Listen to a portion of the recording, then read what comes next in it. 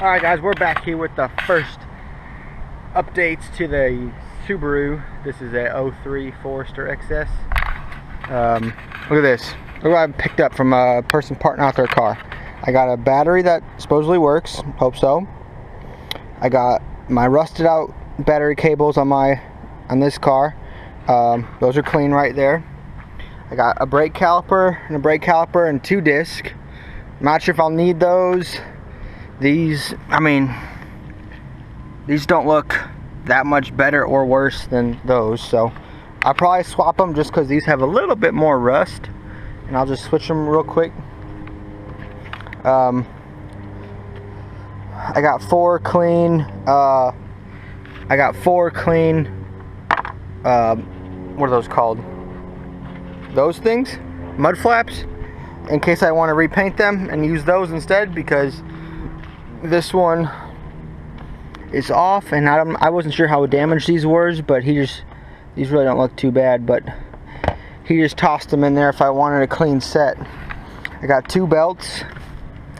I guess I leaned on something, but the belts were in still good shape, so I took those. I got a new front bumper, and this one's worth repainting.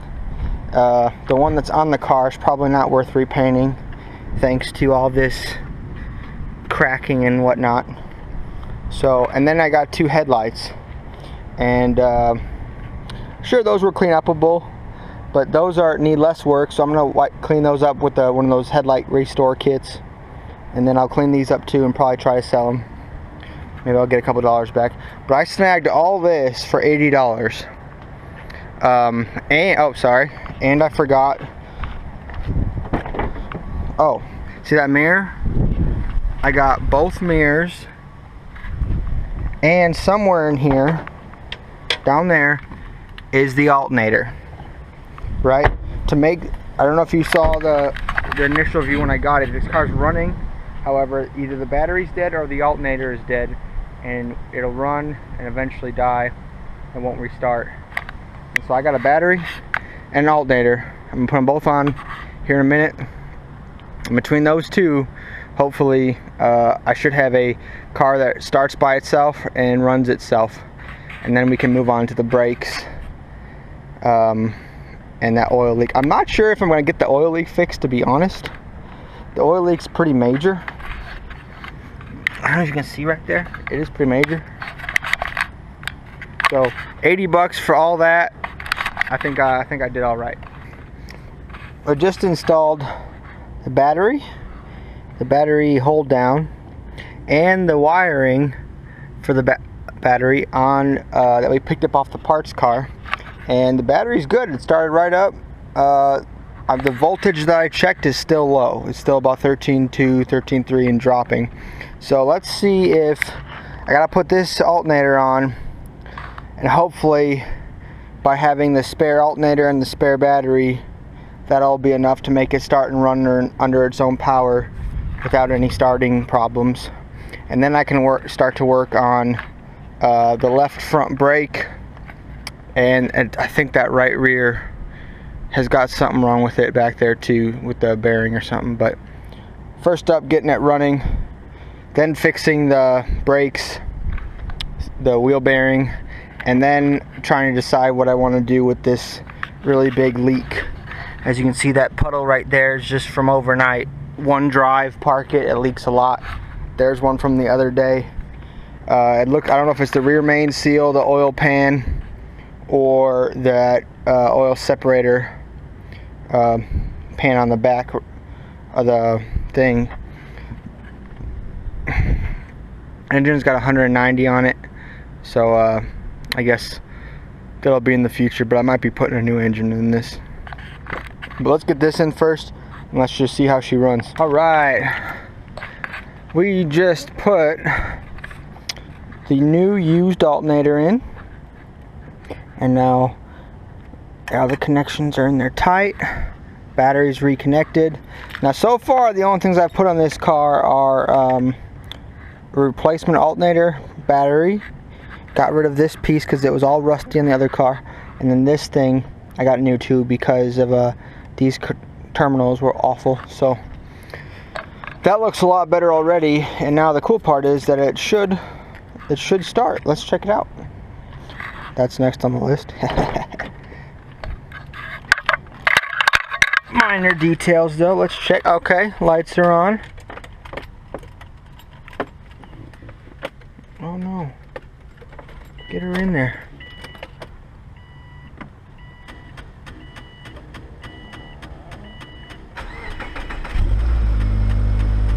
Hey, we've got power. We've got power.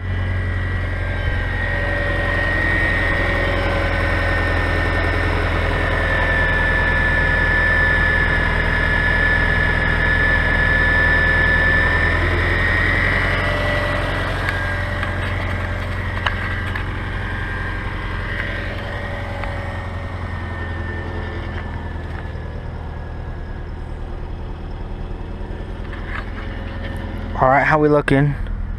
Man, cars these days give you almost nothing. They give you water temp. And I guess I know it's on because of my tack, but I don't know anything else. The perks to having more heavy duty stuff like my truck or the Suburban is that you actually get some other gauges like battery voltage and oil pressure and some other stuff. Alright, so let me grab this thing out of my Suburban, which I'm basically using as a tool holder at the moment, tool and parts holder. Some extra tools are in here, and as well as all the parts for this from the red truck from earlier episodes. Alright, so I got this really cool digital readout power level. I forgot what it's called. Test light, basically. And we're gonna see if, let's see, that's on auto. I'm gonna turn them off. So I have max voltage idling at 1. It already sounds better. I'm pretty sure that alternator was the issue.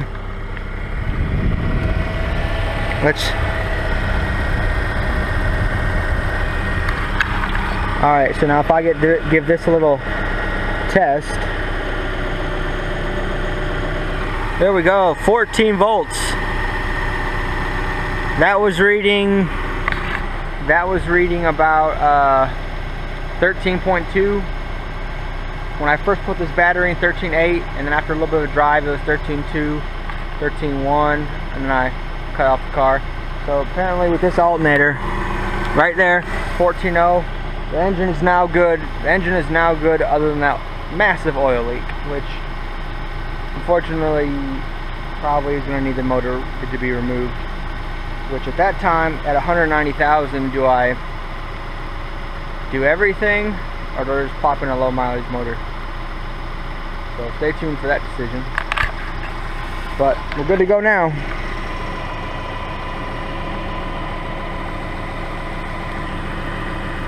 Bam, money.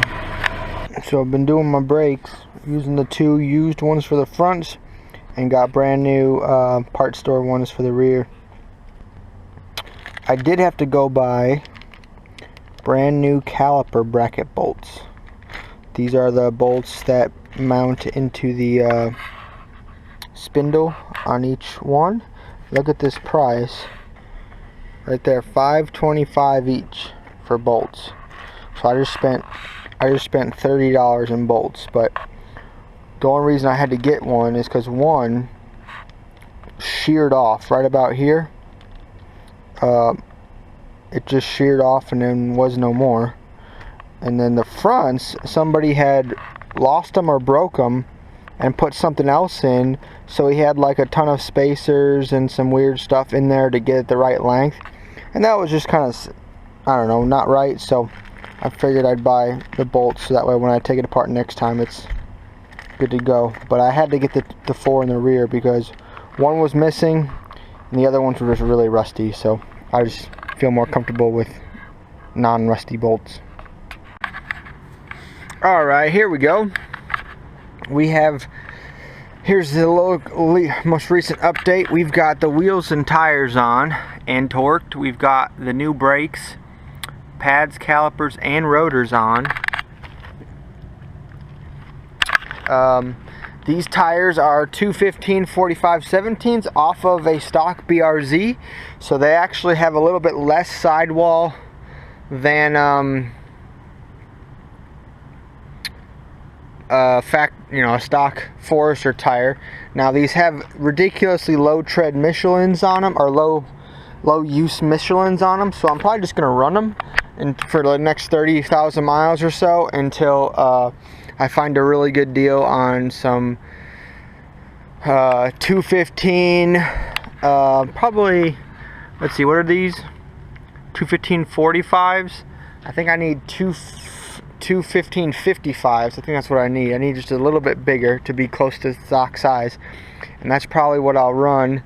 But for right now, it also makes that gap look bigger, so I'm going to try to find some WRX struts, and that'll drop it an extra 2 inches, and then that combined with a slightly larger tire I think will make the stance on this look real nice.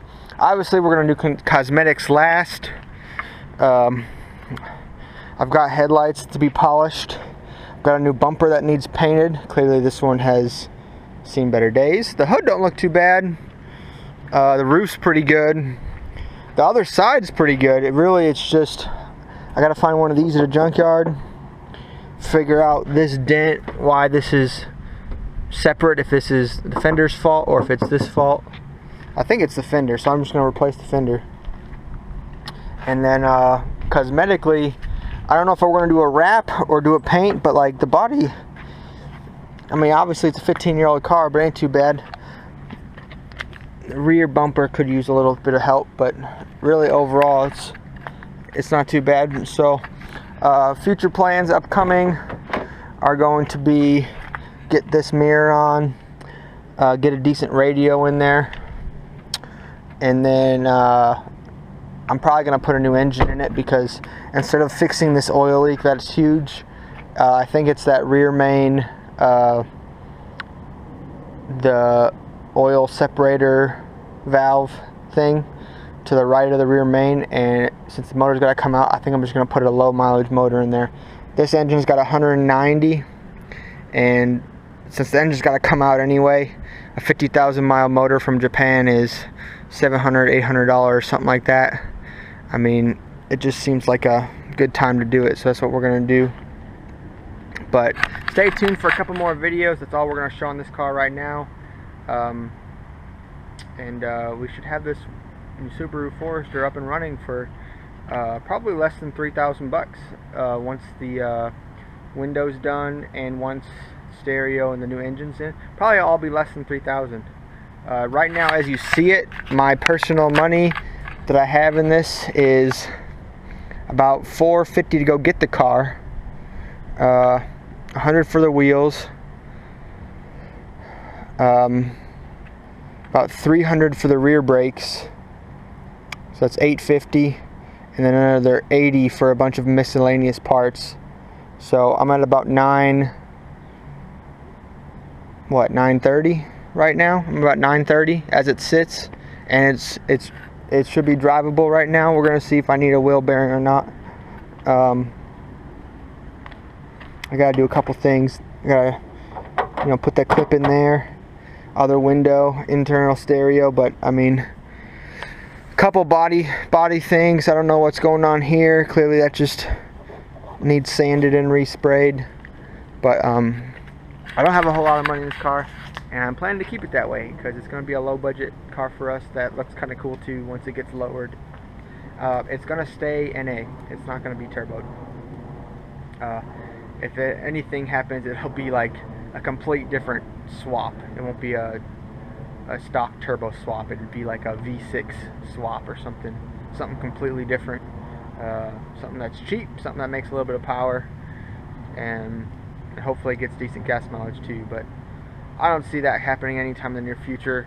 If I keep this car long enough, rest assured it will become a Subaru. I will cut off that back and it'll be a little truck, but that's a ways down the road, so I wouldn't be even thinking about that for right now. But that's how she looks. Thanks for watching.